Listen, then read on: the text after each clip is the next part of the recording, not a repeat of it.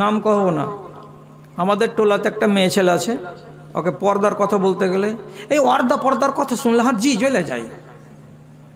এটা একটা বলি, একটা মুসলমানের বেটির এটা হলো বলি, অর্ধা পর্দা বলতে গেলে হাত জি জ্বলে যায়। তো জি জ্বলে যায়, তো দয়া করে একটু মেহরবানি করে ন্যাংটা হ্যাঁ ঘুরো না হারে টোলাতে একদিন। তোমার যখন পর্দাতে এত জ্বলন, তো ন্যাংটা হয়ে হাঁটো, ওটা করবে না, মাথাতে কাপড় দিবে না। এইভাবে এভাবে দিন কাটছে। হঠাৎ করে একদিন আমার গীথানের কাছে এসে কইছে, হাজি মাসি একটা বেলে খুব কঠিন দুয়া আছে, ওই দুয়াটা যে মানুষ কহিবে তোমার ফজিলত বেলে আছে এই যে সকালবেলায় যদি বলে তো মগরব হইতে হইতে যদি ইয়ার মধ্যে মরে যায় তো জান্নাতি, আর মাগরিবের টাইমে যদি দুয়াটাকে কেউ বলে একবার আর ফজর হতে হতে আর মাঝখানে মরে যায় তাহলে ওই মেয়েটা ওই লোকটা জান্নাতি। বলে এরকম দুয়া আছে একটা। তা আমার বাড়িওয়ালি হলো মুন্সি মানুষ, কেন যে ওর মদটা তো দুনিয়াতে ওয়াজ করে বেড়া, তো শুনে শুনে ও আধা মাওলানা। ও তখন বলছে হ্যাঁ দুয়া তো আছে। কি দুয়াটা, কি কহে ওটাকে? তো বলছে সাইয়্যিদুল ইস্তিগফার। বুঝছে নাকি? কোনটা পাবো? যে দুয়ার বই আছে, আমি কিনে নেব এখানটা। কয় টাকা লাগবে? তো 60 টাকা। 60 টাকা দিয়ে এখানটা বই নিয়ে গেল, দুয়াটাকে চিনিয়ে দেওয়া গেল। 1 থেকে 1.5 ঘন্টার ভিতরে দুয়াটাকে মুখস্থি করে নিলে এটা বলতে লাগলো। আমি তাজ্জব বনে যা বলছি, হ্যাঁ এই বেট ছেলেটা এত আবেদ কেন হয়ে গেল? এতকাল তো এরকম কথা বলছিল। বলছে কহিও না, এখন আর 7.5 মাস যাচ্ছে, 8 মাস পড়বে, মাস শেষ হবে না তার আগে ডাক্তারে ওকে ডেট দিয়ে দিয়েছে আর বাচ্চা হবে। ওর দাদি এসে কহেছে, গে নামাজ গেলা করিস, ছেলে হওয়া কথাটা সোজা কথা লয়, বাঁচতেও পারে মানুষ, মরে যেতে পারে, মরণের খালাই তো ভাই এটা। তো কথাটা কি ঝুঠা? একটা মেয়ে ছেলে বাচ্চা জন্ম দিতে গেলে কতখানি কষ্ট পেতে হয় আপনি বেটা ছেলে কি জানেন? নেড়ি আটকেছে তো ডাক্তারের কাছে দৌড়াইছেন যে নেড়ি খুলে দে। হ্যাঁ, আর একটা বাচ্চা মায়ের পেট থেকে ভূমিষ্ঠ হতে গেলে রগ রেশা ছিঁড়ে গিয়ে পেটের ভিতর থেকে যখন নামে সংকীর্ণ রাস্তা দিয়ে কত কষ্ট হয়, কত কষ্ট হয়। আল্লাহ মাপ দিও, মুখ দিয়ে বেরিয়ে যাচ্ছে আমার, আমি নিজের কানে শুনেছি আড়াল থেকে থেকে কোন নারী এমন কষ্টের জ্বালাই বলেছিল যে মাকে যদি বাঁচি তো জীবনে আর তোর জামাইয়ের কাছে যাব না। খেলাখান কতখানি বুঝতে পারছেন তো?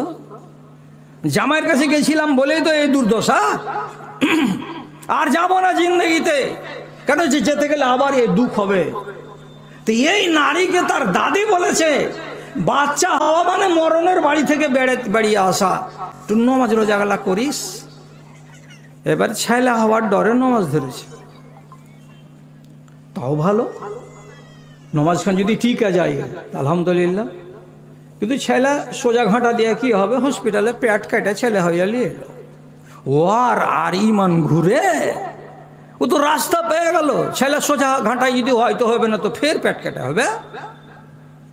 ও যে ছাড়লে তো ছাড়লে, এখনো ষাঁড় হয়ে ঘুরে পড়েছে। ও নমাজ রোজার ধার ধারে না, ওর গায়ে কোনোদিন কাপড় ঠিকঠাক ভাবে চড়বে না, এভাবেই দিন কাটছে। এই তোমার কে ওয়াজ করিনি গে, তোমরা গল্প করিও না।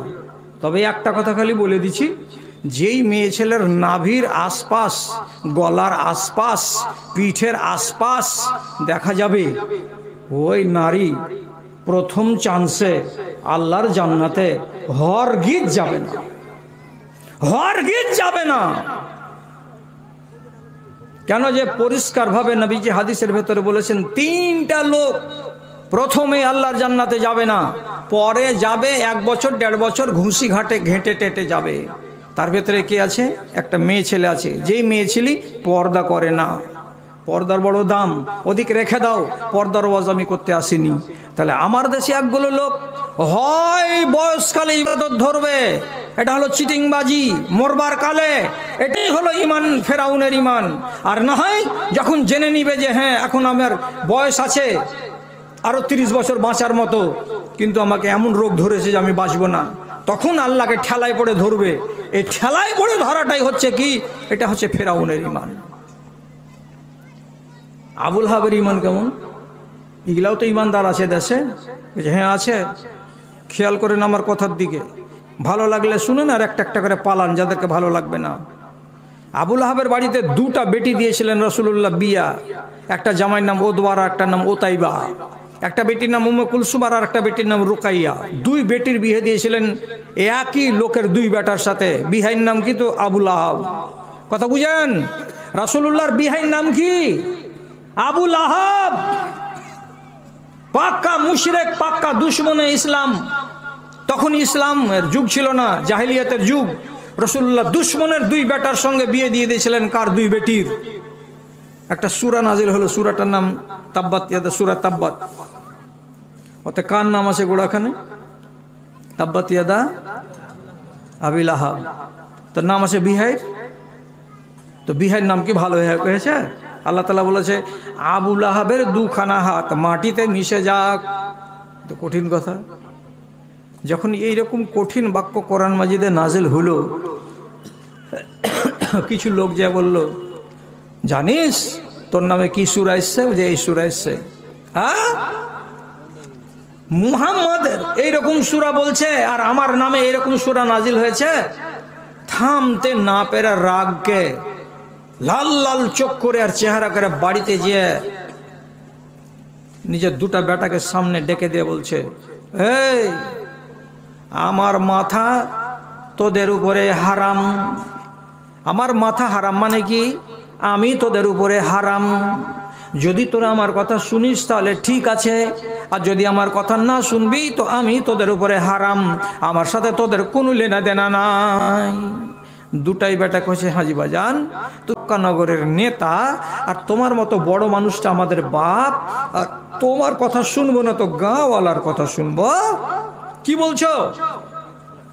আবুল আহাব বলছে, দুশমনের দুটো বেটি আমার বাড়িতে আছে, বেটি দুটোকে বিদায় করে দিতে হবে। এক্ষুনি বিদায় করে দে, তালাক দিয়ে দে, একটাও বেটিকে রাখা চলবে না। কহেন তো কোথাকার রাগ কোথায় গিয়ে ঝাড়তে লাগলো? দুই বেটা, বাপের ফরমা বারদার। এবার বলছি এটা সহজ কথা, দুশমনের বেটিকে বাড়তে রাখবো না, এটাই তো ঠিক আছে, তালাক দিয়ে দিছি।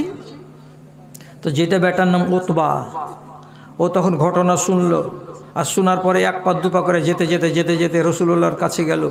আর রাসূলুল্লাহর কাছে যে শ্বশুর আর জামাই মুখামুখি হয়ে দাঁড়িয়ে, তারপরে বলছে, এই তোমার উপরে কোনো সূরা এসছে?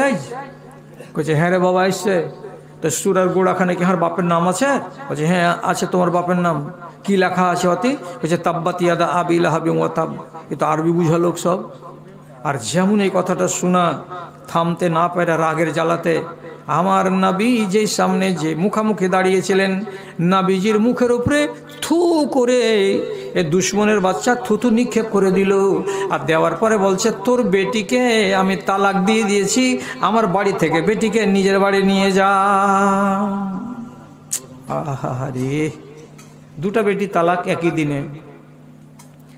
রসুলের তালাক পাওয়াটাতে যা কষ্ট হলো, বয়সে অর্ধেক, আর এমন ছেলে আমার মুখের উপরে এইভাবে থুথু নিক্ষেপ করে দিল, তাতে সম্পর্কে তুমি জামাই। রাসূলুল্লাহ খুব দুঃখ পেলেন।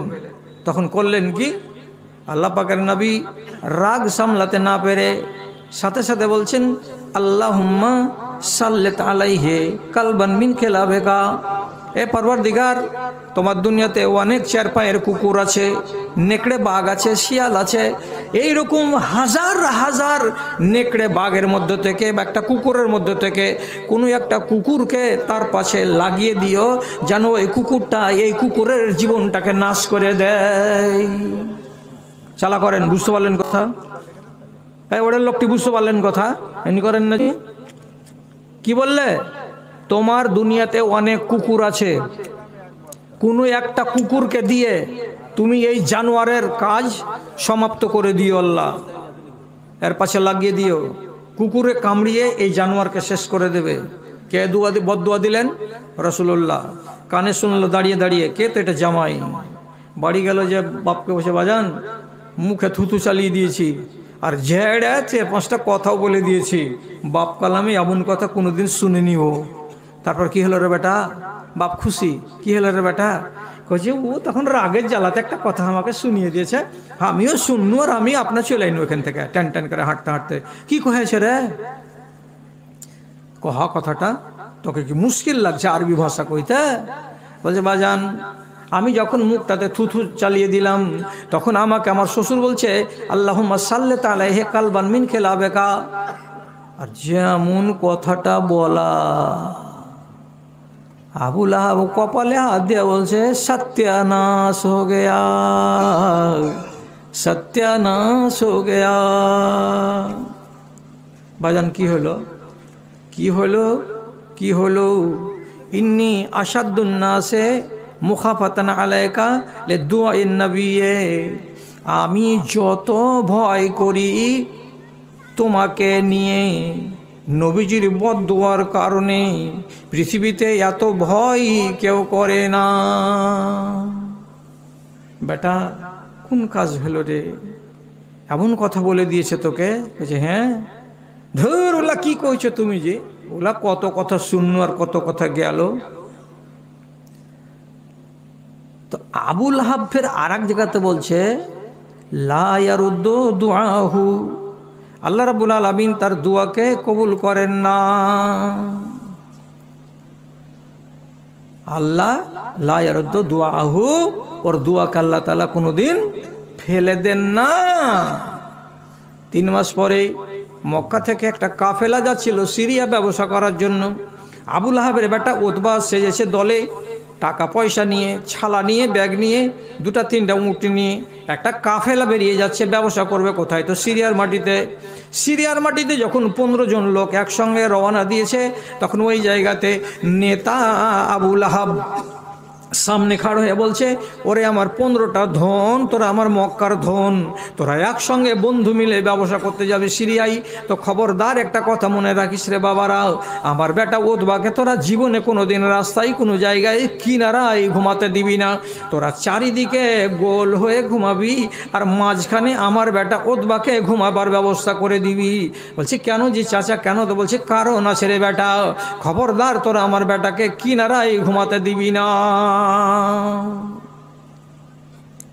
এবার এইভাবে চলে যাচ্ছে চলে যাচ্ছে চলে যাচ্ছে, সিরিয়া প্রবেশ করবে। তার কিছু দূর আগেই একটা জায়গা আছে, জায়গাটার নাম হলো হাওরান। হাওরান নামক মাঠে রাতের বেলায়, সন্ধ্যাবেলায় খানা পানি যা ছিল খেয়ে নিল, আর নেওয়ার পরে সবাই নিজের নিজের বিছানগুলো লাগালো, আর যতগুলো বাক্স পোঁটরা ছিল সব এক জায়গায় জমা করে দিল। আর দেওয়ার পরে উতবাকে নিয়ম অনুযায়ী ওই পোঁটরাগুলোর কাছে ঘুমাতে দিয়েছে, আর চারিদিকে এরা গোল হয়ে ঘুমিয়ে আছে যাতে এর উপরে কেউ হামলা করে দিতে না পারে। এবার রাত্রি 12টার সময় একটা নেকড়ে বাঘ, এই বড়গুলো নয়, কুকুরের সাইজের যেগুলো নেকড়ে, যাকে হাইনা বলা হয়, এ হাইনা বাঘ এলো। আসার পরে প্রথমে একটা মানুষকে এমনি করে নাক লাগিয়ে শুকে দেখছে, দেখে বলছে এটা নয়। ফের আর একটাকে যে এমনি করে শুকে দেখছে রাতের বেলায়, দিয়ে মুখটাকে এমনি করে ঝেড়ে দিচ্ছে, এটা নয়, এটা নয়। 2টা 3টা 4টা মানুষের মাথার কাছে গিয়ে শুকে শুকে শুকে শুকে দেখছে, আর দেখার পরে প্রত্যেকটাকে ছেড়ে দিচ্ছে, চলে যাচ্ছে। হঠাৎ করে একবার লাফ মেরে মাঝখানে গিয়ে বস্তার কিনারায় যে শুয়েছিল বাচ্চাটা, ওর মাথার কাছে গিয়ে এমনি করে নাকটা লাগিয়েছে। আর নাকটা লাগিয়ে একবার ঘ্রাণ নেওয়ার পরে নেকড়ে বাঘ বলছে এটাই এটাই। ওই জায়গাতে এতটি লোকের পাহারাদারের মাঝখানে রাত্রি 12টা-1টার সময় নেকড়ে বাঘ তার গলাকে কামড়ে দিল, এমন করে কামড়ে দিল যে লহুলাহান করে দিল, এমন করে লহুলাহান করলো যে ওইখানে বাপ বলার টাইম পেল না। মাত্র 5 মিনিটের ভেতরে আপড় থাপড় করতে করতে ওখানেই মরে শেষ হয়ে গেল। এই বেচারারা 12-14 জন লোক সিরিয়ার ব্যবসা শেষ করে বাড়ি আসছে। আবু লাহাব রাস্তা তাকিয়ে আসে, বলছে করে কতরা কখন আসলি রে? যখন বাড়ি আসছে তো 12টা লোক আছে, 13 নম্বর লোক নাই। আবু লাহাব বলছে আমার বেটা কই থেকে গেল নাকি? বলছে বলছে চাচা বড্ড দুঃখের কথা, বড্ড দুঃখের কথা, আমরা হাওড়ান নামক জায়গাতে জমা ছিলাম রাতের বেলায়, আর হঠাৎ করে জঙ্গল থেকে একটা বাঘের বাচ্চা এসে তোমার ছেলেকে কামড়িয়ে লহুলাহান করে দিয়েছে, বাঁচার কোনো সুযোগ ছিল না, ওখানেই মরে গেছে, ওখানে আমরা তাকে দাফন করে দিয়ে চলে এসেছি। আবুল আহাব চোখের পানি ঝরিয়ে ঝরিয়ে বলছে সেদিনই বলেছিলাম বেটারে মুহাম্মাদের দুয়াকে বলে পৃথিবীতে যত লোক ভয় পায় তাদের ভেতরে আমি হলাম সবচাইতে বেশি, আমি ভয় পাচ্ছি তোকে বলেই। তোর উপরে বদদুয়া দিয়ে দিয়েছে নবী মুহাম্মদ, তোর রেহাই কিন্তু হবে না, সাবধানে চলিস। এবার কথা ভালো করে বুঝবেন, আবুল আহাবের ঈমান আছে যে রসুলের দোয়া রদ হয় না, একটা আচালা করেন হ্যাঁ না না, আবুল আহাবের বিশ্বাস আছে যে হ্যাঁ, তাহলে রসুলুল্লাহর দোয়া রদ হয় না, আল্লাহ তাআলা ফেলে দেয় না, এত জবরদস্ত নবী, এ কথাটা মুশরিক যখন বিশ্বাস করছে তখন এই গর্ধবের ওই নবীটাকে মেনে নিতে কি হচ্ছে? প্রশ্ন জাগে না মনে? মেনে গেলে নিস না রে বেকুব, এত সত্য নবীটাকে, ন্যায্য নবীটাকে তোর চোখের সামনে স্পষ্ট প্রমাণ পাওয়া যাচ্ছে, তো তারপরে তাকে নবী বলে মানছিস না কেন? তো ওর ইমানটা কেমন? তো আপনি বলো না তো? হ্যাঁ আলহামদুলিল্লাহ। ওর ইমান কেমন আমি বলবো না, কোরআন বলছে লাইন সাআলতাহুম মান খালাকাস সামাওয়াতি ওয়াল আরযা লা ইয়াকুলুনা আল্লাহ। এই মুশরিকগুলোকে যদি তুমি জিজ্ঞেস করে বলো আসমান জমিনকে কে তৈরি করেছে, এই বলো তো, আবুল আহাব বলো, উতবা বলো, শাইবা বলো, তোমরা সবাই মিলে বলো তো আসমান জমিনকে কে তৈরি করেছে?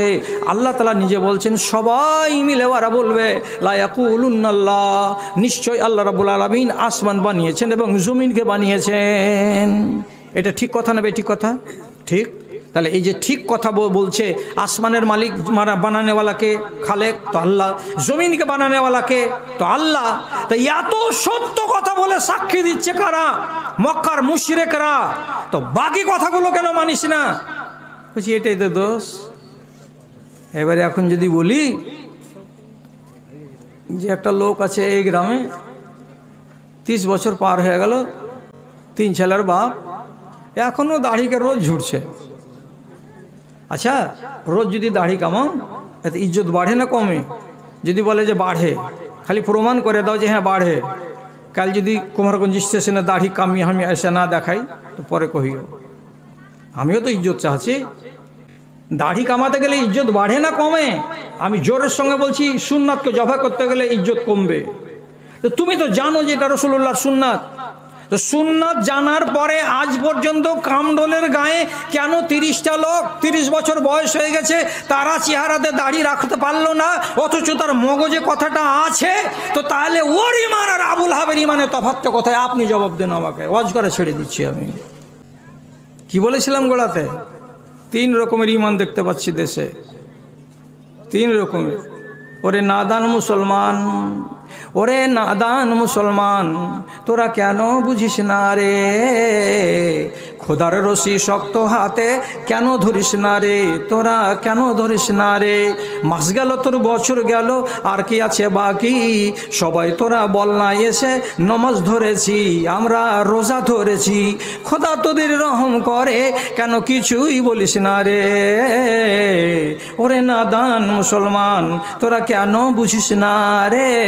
খোদার রশি শক্ত হাতে কেন ধরিস না রে? তোরা কেন ধরিস না রে?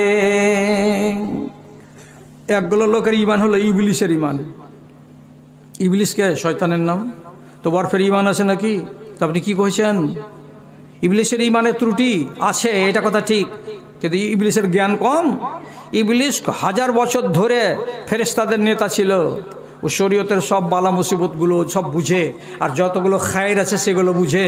ইবলিস শয়তান সমস্ত কিছু আল্লাহ রাব্বুল আলামিনের ফরমানকে জানে এবং সমস্ত ফরমানকে সে বুঝে, কোনটা করতে গেলে আল্লাহ রাজি আর কোনটা করতে গেলে আল্লাহ নারাজ, এগুলো ও বুঝে না মনে করছেন? সব পাই পাই পাই পাই করে বুঝে। জি জি, আরে সত্য কথা বলছি জি। কামডালের লোক, আয়াতুল কুরসির যে ফজিলত আছে, আয়াতুল কুরসি কোনটা? আল্লাহ লা ইলাহা ইল্লাহু আল হাইয়ুল কাইয়ুম, এটাকে কি বলা হয়? আয়াতুল কুরসি।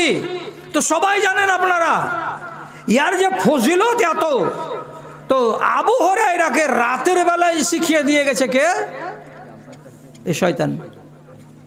চুরি করতে এসেছিল মসজিদে মানুষের রূপ নিয়ে, ধরা পড়ে গেল আবু হুরায়রার হাতে। আবু হুরায়রা কইছে তোকে রসুলের কাছে নিয়ে যাব। তখন কাঁদতে কাঁদতে বলছে যে তোমাকে একটা জিনিস দিয়ে যাচ্ছি, হাওকে ছেড়ে দাও। কি দিবা? বলছে এটা লাও। আয়াতুল কুরসি পড়ে শুনিয়ে দিল। কাকে? আবু হুরায়রাকে। কখন? রাত 12টার সময়। আবু হুরায়রা ছেড়ে দিল। সকালে নবীজিকে যা বলছে আল্লাহ রসুল এই ব্যাপার। আবু হুরায়রাকে রসুল তখন বলছে তুমি ওকে চিনহ? বলছে না, ও তো চোর। বলছে চোর লে, ওটা হলো ইবলিশ শয়তান, মানুষের রূপ নিয়ে চুরি করতে এসেছিল। তবে যেটা বলে দিয়েছে সেটা হক, এবারে সত্য কথা, ন্যায্য কথা। ফজিলত বয়ান করতে এলাম না, টাইম আমার কাছে নাই। তাহলে ইবলিশ শয়তানের এতটুকু জ্ঞান আছে, আয়াতুল কুরসির ফজিলতটা কি? তাহলে আর জ্ঞানগুলো নাই? কত জ্ঞান আছে তো শুনেন। বদর যুদ্ধের দিন এদিকে হচ্ছে 1000 মিলিটারি, আর এদিকে হয়েছে 313টা মিলিটারি মুসলমানদের। এবার 313টার মোকাবিলাতে 1000টা মিলিটারি আছে। ওই জায়গাতে মানুষের শেকেল নিয়ে নিচে এসে ইবলিশ শয়তান মক্কার লোকগুলোকে বলছে চালিয়ে যা, চিন্তা করবি না, আমি তোদের পিছনে আছি। যত রকমের মদত করতে হয়, যত রকমের কৌশল বলতে হয়, আমি সব তোদেরকে বলে দিব। তোরা এই মুসলমানগুলোকে মেরে লাট করে দিবি, এই করবি করে খুব গরম গরম গরম গরম ভাষণ দিচ্ছে। এমন সময় শটের উপরে বলছি আল্লাহ তাআলা আসমান থেকে ফেরেশতা পাঠালেন 1000টা, আর দিয়ে বললেন ফেরেশতারা আমার মুসলমানেরা এখানে মাত্র 313টা, ওরা যদি আজকে হেরে যায় তাহলে মদিনার মসজিদে আর আজান পড়বে না। আজকে ওদেরকে জিতাতে হবে। যাও মুসলমানদের লাইনে গিয়ে তোমরা দাঁড়িয়ে যুদ্ধ করোগা। কাদের সাথে? তো দুশমনদের সাথে। মুসলমানেরা একটাও দেখতে পায় না যে আমাদের লাইনের ভেতরে ফেরেশতা আছে। আর কাফেরেরা যতটি এদিকে আছে যখন গুনছে তখন বলছে আমাদের দ্বিগুণিয়ারা, মানে 2000 আছে। তাহলে এত সংখ্যা বাড়লো। আল্লাহ কাফেরের চোখে দেখতে দিচ্ছেন কিন্তু মুমিনের চোখে দেখতে দিচ্ছেন না। মুমিনের চোখে দেখা যায় না কেন? যে যদি মুমিন দেখে নেয় যে ফেরেশতা নাজিল হয়েছে তাহলে এরা কেউ লড়বে না। যখন দেখলে ফেরেশতা নাজিল হচ্ছে তখন ইবলিশ শয়তান এক কোণা থেকে তখন বলছে তোরা থাক হে চাচা আমি গেনু। যখন চলে গেছে তখন কয়েকজন লোক বলছে তুমি এত করে শক্তি সাহস জোগাচ্ছিলে তো ভালো লাগছিল, এখন যে তুমি এমনি করে পালিয়ে যেছো তো আমরাকে ভালো লাগে না। তখন ইবলিশ কি করেছে? ইন্নি আরামা লা তারাও না। আরে হোঁচলা তোরা কি বুঝিস? আমি যেটা দেখতে পাই তোরা দেখতে পাস না। আল্লাহ তাআলা আমাকে যোগ্যতা দিয়েছেন, আসমান থেকে যে ফেরেশতা নাজিল হচ্ছে এই ময়দানে আমি আমার 2 চোখ দিয়ে দেখতে পাচ্ছি। আর যেই মাঠে ফেরেশতা নাজিল হয়েছে ওদের সামনে তোরা মোকাবিলা করতে পারবি না, তার জন্য এখান থেকে পালিয়ে যাচ্ছি। কোরআন মাজিদে সাফ করে লেখা আছে, ইবলিশ বলছে ইন্নী আখাফুল্লাহ ওয়াল্লাহু শাদীদুল ইকাব। আমি আল্লাহকে বলে ভয় করি, আল্লাহ কঠিন আযাব দেনেওয়ালা। কি হলো? কার কথা এটা? এটা কার কথা? ইবলিশের। কোরআন মাজিদের আয়াত বললাম। এবার আমি বলছি এই মজলিসে কেউ যদি থেকে থাকেন আল্লাহর বান্দা আপনি হাত তুলুন, আপনাকে পাওয়ার দিচ্ছি। কোন লোকটা? যেই লোকটা বলবে কি আমি আল্লাহকে ভয় করি না, এরকম কোন লোক থাকলে হাত তুলেন তো দেখি। আছে কেউ? কেউ নাই? তাহলে আমি যদি এবার বলি আমরা আল্লাহ রাব্বুল আলামিনকে বলে ভয় করি, আল্লাহকে বলে ভয় করি, কটা লোক আছে এখানে? আলহামদুলিল্লাহ। তো সবটি লোক তো আল্লাহকে বলে ভয় করেন। তাহলে আল্লাহকে বলে ভয় করি কথাটা কে বলেছে একবার? ইবলিশ শয়তান। আর এখন আমার সামনে আপনারা হাত তুলে বললেন আমরা আল্লাহকে বলে ভয় করি। এবার মাঝখানে ফারাক কোনটা? ওই ইবলিশ শয়তান হারামখোর আল্লাহকে ভয় করি কথাটা বলে কিন্তু কথাটা মানে না। এবার যতটি মুসলমান কামডোল গ্রামের হাত তুলে প্রমাণ করে দিয়ে বলছে আমরা আল্লাহকে বলে ভয় করি, এই লোকগুলো যদি সত্যিকারই ভয় করে তাহলে এরা আগামীকাল থেকে মদ খাবে না, আর আগামীকাল থেকে তিরঙ্গা খাবে না, আর আগামীকাল থেকে গুটকা খাবে না, আগামীকাল থেকে এই লোকগুলো বিয়ে করতে গেলে শ্বশুরের কাছে 1 লক্ষ টাকা গুনে নিবে না, আগামীকাল থেকে এরা যদি ফোন করবে তো হোয়াটসঅ্যাপের ভিতরে কোনো বেটি ছেলেকে নিয়ে চ্যাটিং করবে না, আগামীকাল থেকে এই মেয়ে ছেলেগুলো স্কুল যদি যায় কলেজে যদি যায় তাহলে এরা কোনোদিন বেপরদা হয়ে যাবে না। কথা ঠিক কি না? যদি কথাটা ঠিক হয়ে যায় তাহলে তো ইবলিশ থেকে আলাদা। আর যদি ওয়াজ শোনার পরে ফের সকালবেলা দেখতে পাই চোঁ করে বিড়ি টানছেন আর সিগারেট টানছেন, আর আজান হয়ে যাচ্ছে, চায়ের দোকানে আপনি বসে আছেন, বেঞ্চ থেকে উঠছেন না আপনার পাছাটা, মাগরিবের আজান পড়ে যাচ্ছে, আপনি আমতলাকে আবাদ করে রেখেছেন, আল্লাহর মসজিদ দূর থেকে কাঁদছে আর গিন গিন গিন গিন করে আপনার কাছে আহাজারি করছে, যদি এটাই দেখতে পাওয়া যায়, তাহলে পরিষ্কার ভাষাতে বলছি আপনার ঈমান হচ্ছে ইবলিশ শয়তানের ঈমান। বুঝাতে পারলাম কি না?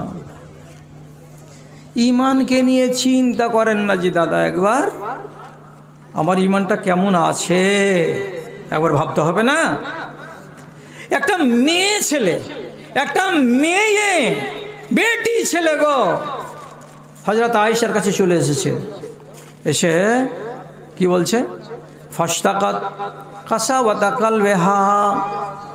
আম্মা আয়েশাকে বলছে, আম্মা জান আমার হৃদয়টা অত্যন্ত কঠোর, ফকির দেখে আমার দিল গলে না, আমার কোনো গরিব মানুষকে দেখে দিল গলে না, কবরের কথা শুনে দিল গলে না, জাহান্নামের কথা শুনে দিল গলে না, আল্লাহ তাআলা মারবে কাটবে পিটবে এমন কথা শুনে দিল গলে না।